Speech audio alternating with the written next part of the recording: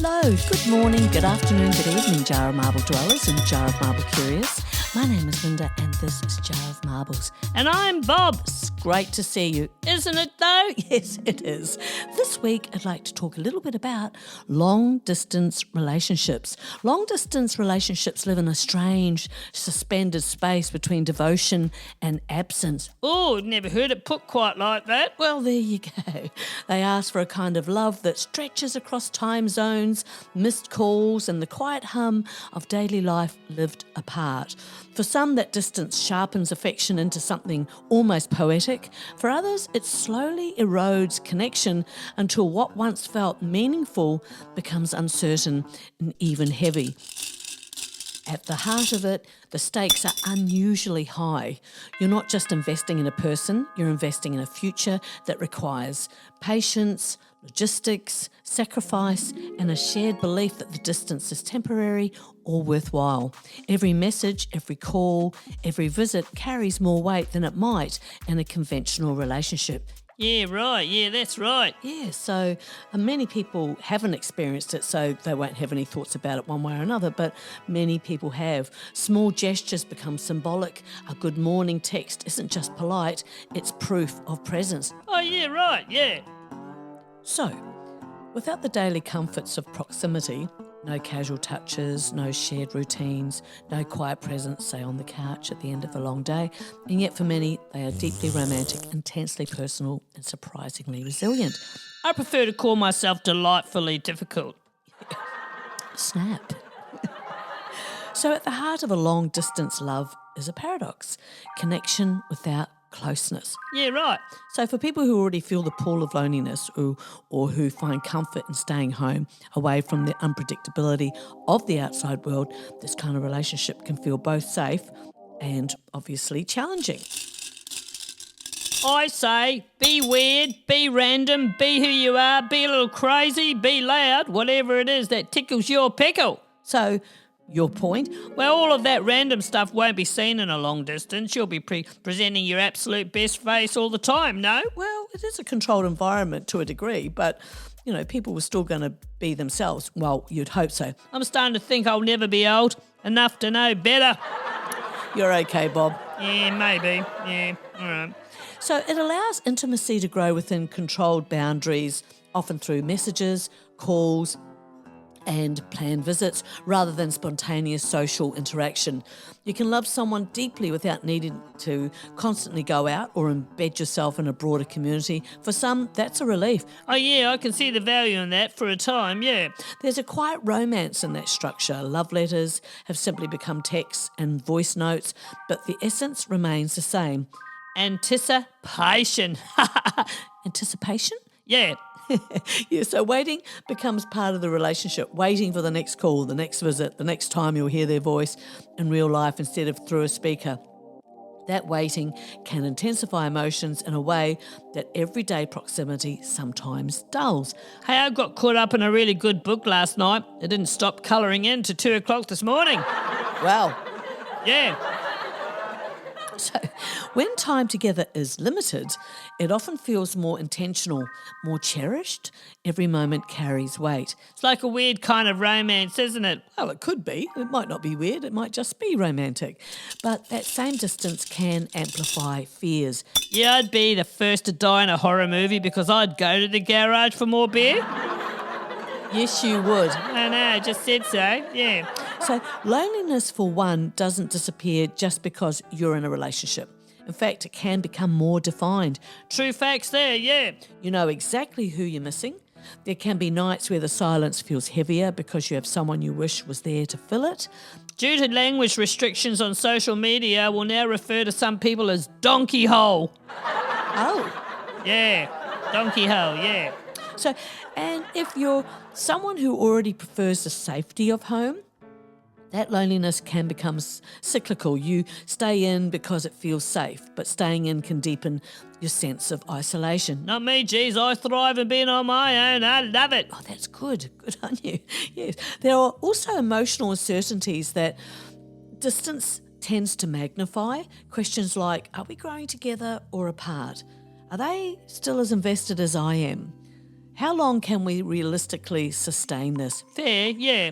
Without physical reassurance, small doubts can expand quickly.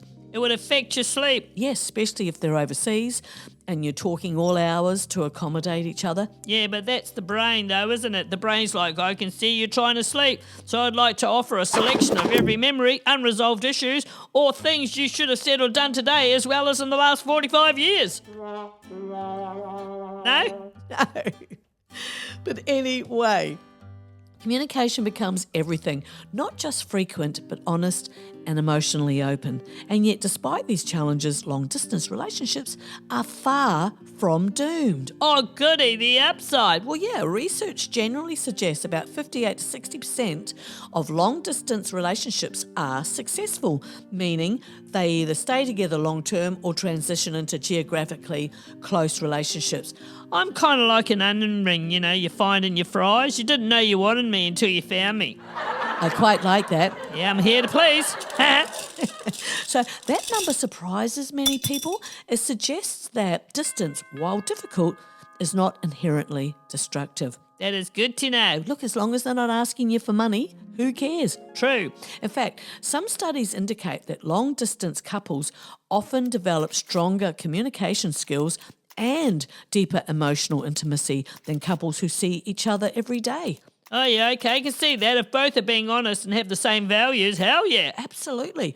When physical presence isn't an option, words have to carry more weight. Feelings must be articulated rather than assumed. Have good and develop better communication skills, you're saying. That's right, Bob. Better communication skills, yes. Still, success depends on more than love alone. It requires shared expectation, a sense of direction, even if the timeline is unclear, and a willingness to sit with discomfort. Well, today my neighbour spoke to me, so I did what I had to do. Strapped a fake monitor on my ankle, went outside with my shirt on inside out and argued with a pine tree. That should hold them off for a while. Yeah, funny, eh? It also helps to have a life outside the relationship. Whether you meet long distance or otherwise, you should always have your own life, even if that life is quiet, home-centred or small in scale. Total emotional dependence on someone who isn't physically present can intensify loneliness rather than soothe it. Some days you're the bug and some days you're the windshield. Deep. Yeah. So there's no single right way to navigate that balance. For some, engaging more with the outside world helps ease the absence. Has to be a good thing anyway, surely. For others, creating meaningful routines at home, hobbies, personal goals, even simple daily rituals can provide a sense of grounding. Hey, when your wife starts a sentence with, when you get a chance, just go ahead and start putting your shoes on. She means now. Follow me more for marriage tips. Follow me for more marriage tips. Yeah. I know what you mean. Yeah. You're a genius. Yeah, I know. So the goal isn't to force yourself into a lifestyle that feels unnatural, but to ensure your world doesn't shrink just so, it doesn't shrink the distance between you and your partner. You've got to ensure that. So long-distance love is in many ways an act of faith. Faith in the other person, faith in timing, faith in something you can't fully hold yet. And obviously, over time, you have got to know them, you've witnessed their behaviours so that you know who this person is. And that, whether you're seeing them every day or otherwise, does take months. I really am the total package. I just got damaged during shipping and handling. So Love Across Miles, a case study of a successful long-distance relationship. So the long-distance relationship are often framed as difficult, fragile and unsustainable. And it turns out not so. It's not true at all. Yet many couples not only survive the distance, they build stronger, more intentional connections because of it. Oh, yeah. And a bit of a clap-a-doo-dah. Yeah. That's right. Yeah. So when you are dead, you don't know that you're dead. All of the pain is felt by others. Same thing happens when you're stupid. Yes, I've heard that one a few times. Yeah, true though. Yes. So in this report, we explore a real-world style case study of a successful long-distance relationship, examining the habits, challenges and strategies that helped it survive. It is interesting. Modern relationships. Okay, so we'll talk first of all about the background of the couple. So I met this couple in the city one afternoon, and one thing led to another, and they told me their long-distant relationship story and were happy for me to tell it here on Jar of Marbles. So that's hello to you and Emma and Daniel. So Emma and Daniel met while studying at university in Melbourne, and after 2 years together, Daniel accepted a job in London while Emma remained in Australia to finish her postgraduate degree. You know you're getting older when you use the word thingy all the time? This is quite right. Because you no longer can remember what things are called. Okay then. So, faced with a significant time difference and physical separation, they made a deliberate choice to continue their relationship long distance rather than end it. Because they were hooked. Yeah, their core challenges in their situation presented several common obstacles. 9 to 11 hour time difference, depending on daylight savings, limited opportunities for physical visits, like twice a year, emotional strain from missing each other in those everyday moments, and social pressure and scepticism, obviously from peers. Yeah, very tricky indeed. Rather than ignoring these challenges, Emma and Daniel decided that they would approach them proactively. Nice. So their key strategies for success was structured communication. Very, very clever and very, very smart, isn't it? Yeah, well, good relationships are based on pretty good communication. In this case, it had to be structured. They established a consistent communication routine instead of relying on spontaneous texting alone. They scheduled video calls 3 times a week, and this gave them something reliable to look forward to and reduced misunderstandings. Hiking in your 50s is a great way to meet new people. Today, I met 3 paramedics, 2 nurses, a cardiologist, and I almost met Jesus. Yeah. Right. Yeah. So quality over quantity. Has to happen. It does have to happen, doesn't it? Yeah. They avoided the trap of constant low-quality communication. Instead, they focused on meaningful conversations. See, there you go. Sharing highlights of their day, discussing future plans, and even resolving conflicts intentionally rather than avoiding them. They meant business, didn't they? Yes, because they knew they really had something special. Nice. Shared experiences at a distance. To maintain a sense of togetherness, they created shared rituals, watching the same TV series simultaneously while on a call. Yeah, that's nice. Cooking the same recipe and comparing results. Oh, I love it. Yeah, so it was really nice. They also handwrote and posted letters and small surprise gifts. These activities helped replicate the feeling of doing life together. Apparently I have an attitude, but who knew? Yeah, you've kept that a secret. Hashtag long distance relationships. They knew they had a clear long-term vision. A major factor in their success was having a defined goal, an end goal. They agreed early on that the long distance phase was temporary, with Emma planning to relocate after graduation. This clarity gave purpose to their efforts and reduced uncertainty.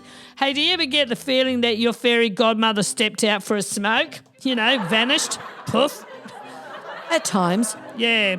So what about trust and independence? Well, both partners, Emma and Daniel, maintained their individual lives, careers, friendships and hobbies without excessive monitoring or insecurity. They viewed independence as a strength rather than a threat to the relationship. It was something that they both valued about each other. Nice. Yeah, things go wrong a lot more in our imagination than in our reality. It can, yes, for sure. Worst advice I was ever given as a kid was eat all your food so you'll be big and strong. Now look at me. You look good. Yeah. I asked them about their emotional growth and benefits, if any. And interestingly, the distance strengthened aspects of their relationship. Yeah? Yeah, they both said that they became much better, highly skilled communicators, actually, and conflicts were handled more thoughtfully due to the lack of physical cues. Right. And they developed a deep trust and emotional intimacy. My body is not a temple. It's a haunted house. It's slowly falling apart, makes weird noises, and contains the spirit of an old person who's always mad about something. Well, that sounds about right. Does it? Yeah, it does. So Emma noted that they learned to talk about everything, while Daniel described the experience as building a foundation stronger than he had ever expected and experienced in his life. Nice. Why, yes, I do smile a little when karma pays a visit to someone who so desperately deserves it. Good for you, Bob. Yeah. So the outcome. Well, after 18 months, Emma moved to London. The transition to living in the same city was smoother than expected. Their communication habits remained strong, and they reported a high level of relationship satisfaction. Nice. So what are they? What are the key takeaways for our listeners? Well, for podcast audiences, this case highlights several insights. Oh, yeah. Long-distance relationships require intentional effort, not just emotional connection. Much like, Exactly like. yeah, like living locally. Well, clear communications systems are essential regardless. Shared goals and timelines significantly improve success rates. Makes good sense. Yes, and independence and trust are not optional, they are foundational. My superpower is picking the slowest moving line in the grocery store. Really? Yeah, discovered it recently. Seem to do it a bit lately. Never mind. Yeah. So while long-distance relationships are not easy, they are far from impossible. The stats support it. They do. So Emma and Daniel's story demonstrates that with structure, trust and a shared vision, distance can become a period of growth rather than a barrier. Well, I'd have to, really. Well, yeah. For many couples, it may even strengthen the relationship in ways that proximity alone cannot. When I'm bored, I send a text to a random number saying, hey, I hit the body. Now what? You would. Well, I did, and I have, yeah.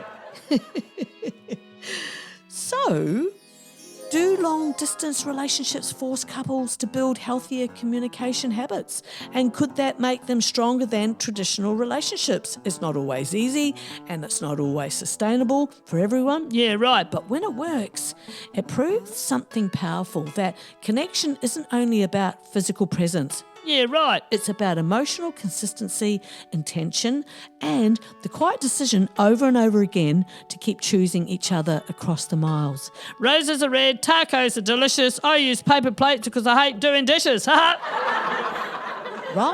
Yeah.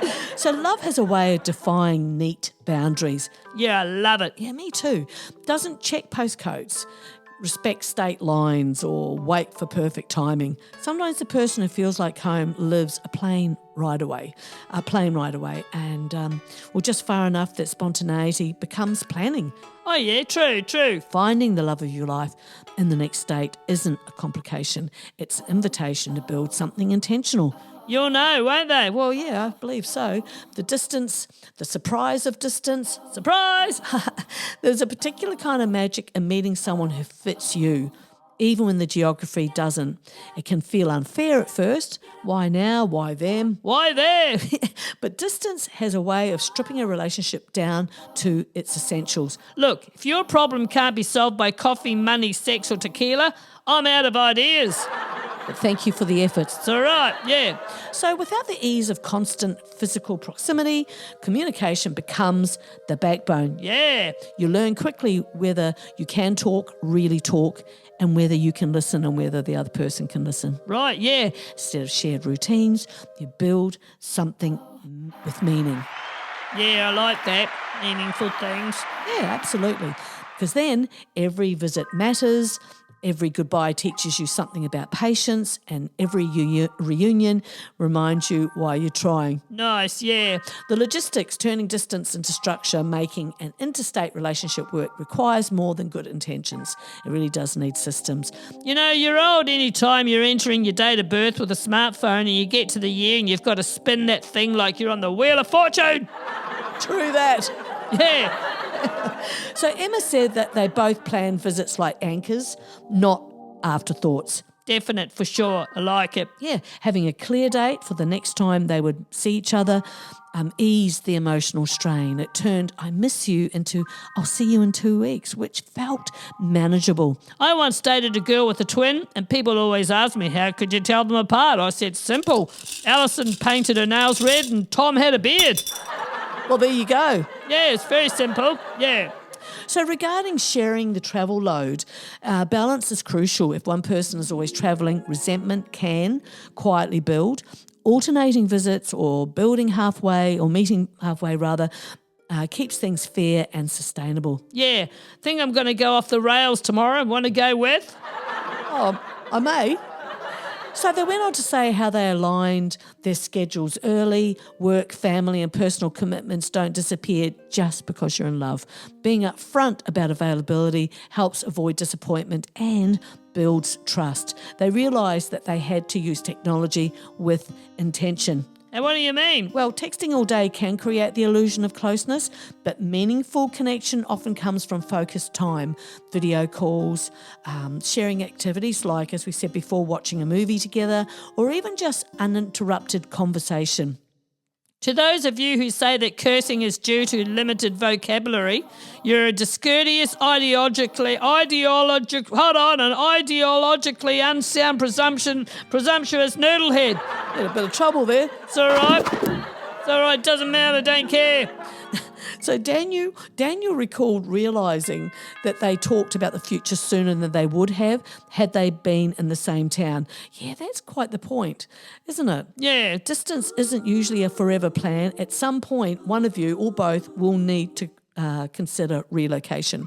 Doesn't have to be decided immediately, but acknowledging that question early prevents drifting into uncertainty. Yeah, right. Distance amplifies everything.